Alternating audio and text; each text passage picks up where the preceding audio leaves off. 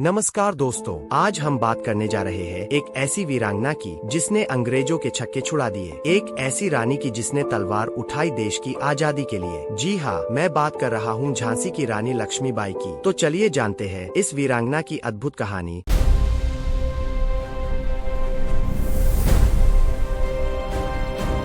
19 नवंबर 1828 को वाराणसी में जन्मी मणिकर्णिका, जिन्हें प्यार से मनु कहा जाता था। यह एक साधारण बचपन नहीं था दोस्तों। जहां दूसरी लड़कियां गुड़ियों से खेलती थीं, वहीं मनु तलवारबाजी और घुड़सवारी सीख रही थी। उनके पिता मोरोपंत तांबे पेशवा बाजीराव द्वितीय के दरबार में थे। मां का देहांत बचपन में ही हो गया था, इसीलिए मनु अपने पिता के साथ पेशवा के दरबार में बड़ी हुई। यहीं पर उन्होंने वो सब सीखा जो एक योद्धा को आना चाहिए: तलवारबाजी, निशानेबाजी, घुड़सवारी और मल्लयुद्ध। पेशवा बाजीराव ने उन्हें प्यार से छबीली कहा। 1842 में मात्र 14 साल की उम्र में मनु का विवाह झांसी के महाराजा गंगाधर राव नेवालकर से हुआ। विवाह के बाद उनका नाम रखा गया लक्ष्मीबाई। झांसी एक समृद्ध रियासत थी, लेकिन ब्रिटिश ईस्ट इंडिया कंपनी की नजर इस पर लगी हुई थी। 1851 में उन्होंने एक पुत्र को जन्म दिया, लेकिन दुर्भाग्य से 4 महीने में ही उसकी मृत्यु हो गई। इस दुख के बाद महाराज और रानी ने दामोदर राव को गोद लिया, लेकिन 1853 में महाराजा गंगाधर राव का निधन हो गया और अब शुरू हुई असली चुनौती। अंग्रेजों ने अपनी कुटिल नीति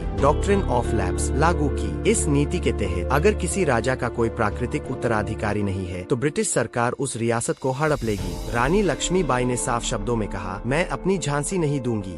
1857 में पूरे भारत में विद्रोह की चिंगारी फैल गई। मेरठ, दिल्ली, कानपुर, हर जगह अंग्रेजों के खिलाफ आवाज उठने लगी। झांसी में भी सिपाहियों ने विद्रोह कर दिया, लेकिन रानी लक्ष्मीबाई ने शांति बनाए रखी और प्रजा की सुरक्षा को सर्वोपरि रखा। अंग्रेज झांसी को वापस लेना चाहते थे। मार्च 1858 में सर ह्यू रोज की विशाल सेना ने झांसी को घेर लिया, लेकिन रानी लक्ष्मीबाई कोई साधारण महिला नहीं थी। उन्होंने अपनी छोटी सी सेना को संगठित किया, महिलाओं को भी युद्ध प्रशिक्षण दिया। 2 हफ्ते तक झांसी का किला अंग्रेजों की गोलीबारी झेलता रहा। रानी खुद किले की दीवारों पर खड़ी होकर अपनी सेना का मनोबल बढ़ाती रहीं। खूब लड़ी मर्दानी वो तो झांसी वाली रानी थी। यह पंक्तियां बिल्कुल सच थी। उन्होंने पुरुषों की तरह बल्कि पुरुषों से भी बेहतर लड़ाई लड़ी। जब झांसी का किला टूटने लगा तो रानी ने एक साहसिक निर्णय लिया। अपने दत्तक पुत्र दामोदर राव को पीठ पर बांधकर घोड़े पर सवार होकर वे किले से कूद गयी। हाँ दोस्तों, आपने सही सुना, वे 10 से 12 फीट ऊंची दीवार से घोड़े समेत कूद गई। यह साहस, यह वीरता इतिहास में बहुत कम देखने को मिलती है। झांसी से निकलकर वे कालपी पहुंची, जहां तात्या टोपे और राव साहब के साथ मिलकर उन्होंने ग्वालियर पर कब्जा कर लिया। लेकिन अंग्रेज भी पीछे नहीं हटे। जून 1858 में ग्वालियर के पास कोटा की सराय में भयंकर युद्ध हुआ। रानी लक्ष्मीबाई अपनी सेना के सबसे आगे लड़ रही थी। वे पुरुष वेश में थी, घोड़े पर सवार, दोनों हाथों में तलवारें लिए। एक अंग्रेज सैनिक ने उन्हें पहचान लिया और गोली मार दी। गंभीर रूप से घायल होने के बाद भी वे लड़ती रहीं। 18 जून 1858 को महज 29 साल की उम्र में यह वीरांगना वीरगति को प्राप्त हुई। उन्होंने अपने अंतिम समय में कहा था, कोई फिरंगी मेरे शव को हाथ न लगाए। उनके विश्वस्त साथियों ने उन्हें वही गंगादास की झोपड़ी में अंतिम संस्कार दिया।